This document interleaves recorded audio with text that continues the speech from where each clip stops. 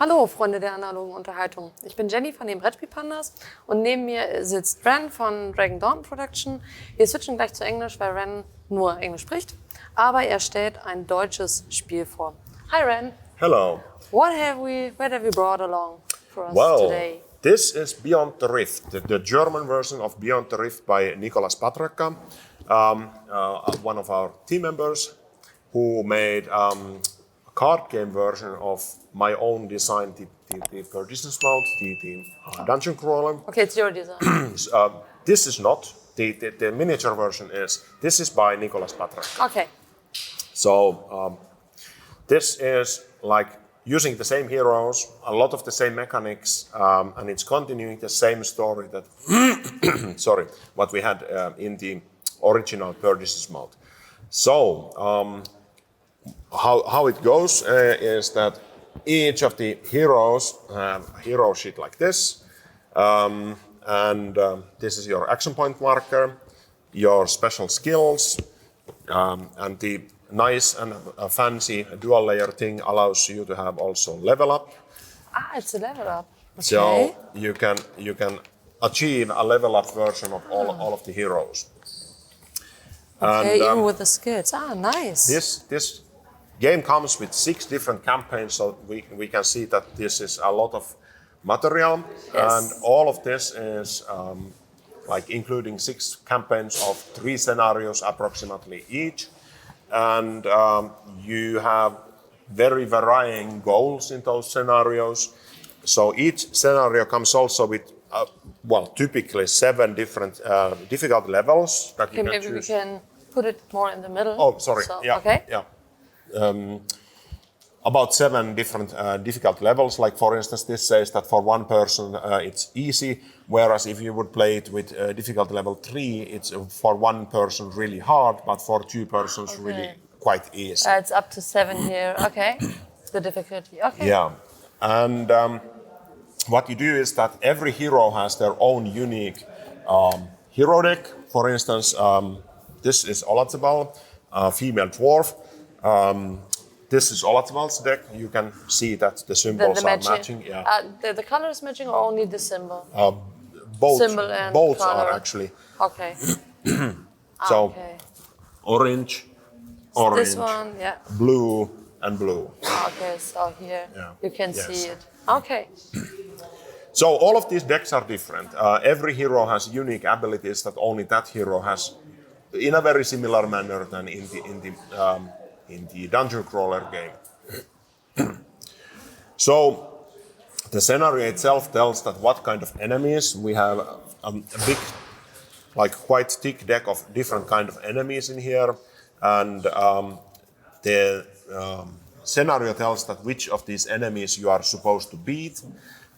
So there is an enemy deck out of which you actually draw then the enemies that are available at any given time.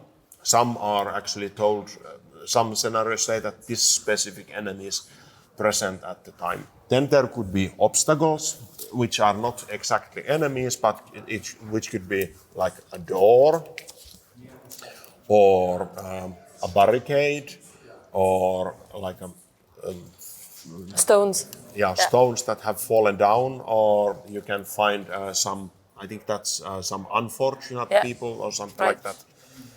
There could be a lever that you could use to open gates and so on. So there are many different story elements that you can also conquer or so forth. And what we have seen in this game is that as every hero is completely unique, you need to learn how to play different combinations of heroes, and as it comes with 6 different heroes, and it's only for up to 4 players, that means that you can really vary your gaming team and hero composition. And even if you change it so that today you play, just 2 of us, for instance, we would then have 2 heroes. And tomorrow when we take him with us, then it would be 3 players, 3 heroes, and they don't necessarily need to be the same hero. So you can still continue the same story. It's not needed that you have always the same group for conquering the quests? No. Okay, no. nice. It makes it easier to actually achieve conclusion in the story. Ah, yeah, okay. A few things that those people who have actually played the original Perdition's Mouth might know. We have the response deck, which is numeric cards from -1 to 5 with an average of 2. This is exactly the same deck. So the same cards, same amounts, Okay. same variation. So all of those people, those who have already learned how to count, you can count again in here. And we have another feature that you might recognize. These are the wound cards, and they work fairly similarly than they work in the base game. If you manage to get a wound, it goes into your deck, and then your deck is just that much worse. Ah, okay. But for the enemies, it actually changes the enemy's stats. So if you will look at this, this would mean that this has now 2 action points less, and its attack would be 3 minus 3, so 0, and 1 hit point less, and 1 more defense. Okay. So it modifies the enemies when the enemies get the wounds.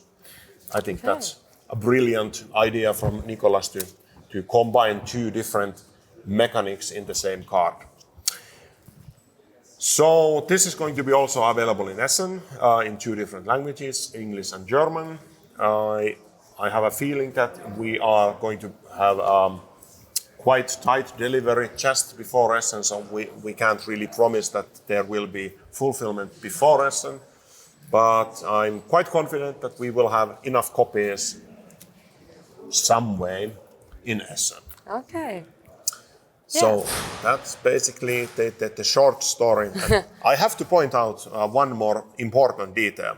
The original game had, I think, 42 pages of rules. Look at this. Only 15 pages of rules. Okay. So you can actually get to play in about 10 minutes. Nice. Instead of reading 3 hours. Yeah, very cool. Yeah, thank you, Ren, for being here. Danke, dass du da warst. Ziemlich cooles Spiel, sieht auch mega geil aus von der Grafik. Schaut es euch in Essen an. Und ansonsten sage ich, wir sehen uns. Bye. See you.